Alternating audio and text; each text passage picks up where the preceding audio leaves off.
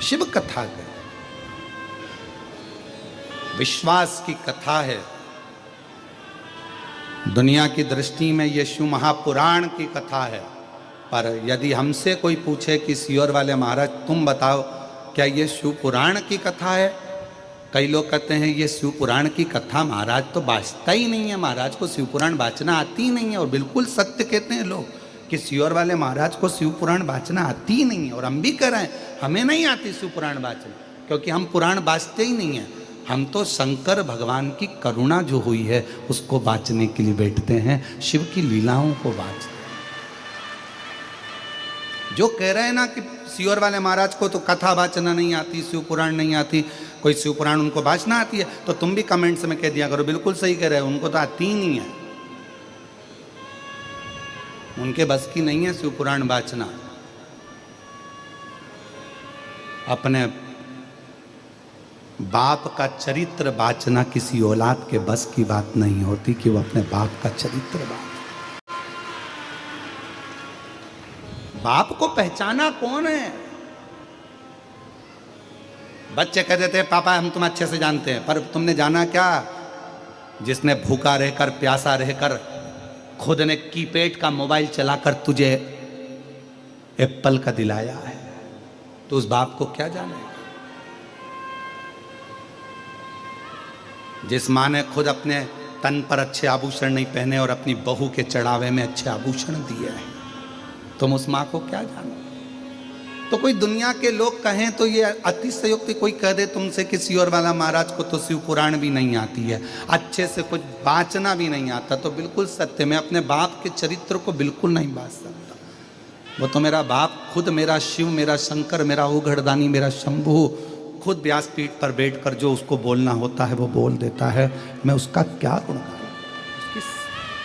वो सबके लिए। और इस व्यासपीठ से फिर कहूं, यहां कथा नहीं,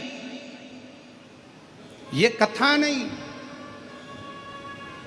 जमीन पर चूने से एच लिखा होता है, हेलीपैड देखकर हेलीकॉप्टर उतर जाता है, स्टेशन देखकर ट्रेन रुक जाती है, बस स्टैंड देखकर बस रुक जाती है।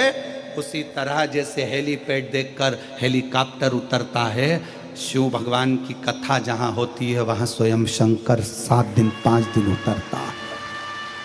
और वो आकर देखता है किसको क्या चाहिए, क्यों आए हैं, इतनी आस लेकर, विश्वास लेकर, आंखों से आंसू बह रहे हैं। कोई खड़े होकर कथा सुन रहा है, कोई जमीन पर सो रहा है, पानी पड़ा है, कीचड़ हो रहा है, जगह नहीं मिल रही तो भी रात का विश्राम कर कर मेरे लिए इतना बेचैन होकर कथा का इंतजार कर रहा है। क्या चाहिए इसको? शिव देखता है, शिव देखता है, इसको क्या चाहिए? तब मेरा बाबा भोलेनाथ आपको पंडाल में पड़ा हुआ देखकर कहता है कि अब चिंता मत करना, तुम मेरे दरवाजे तक आ गए, अब मैं तेरा दुख मिटाने तेरे दरवाजे तक पहुंच जाऊंगा, तुझे तकलीफ नहीं देख सकता। और कृपा की ना हो जो आदत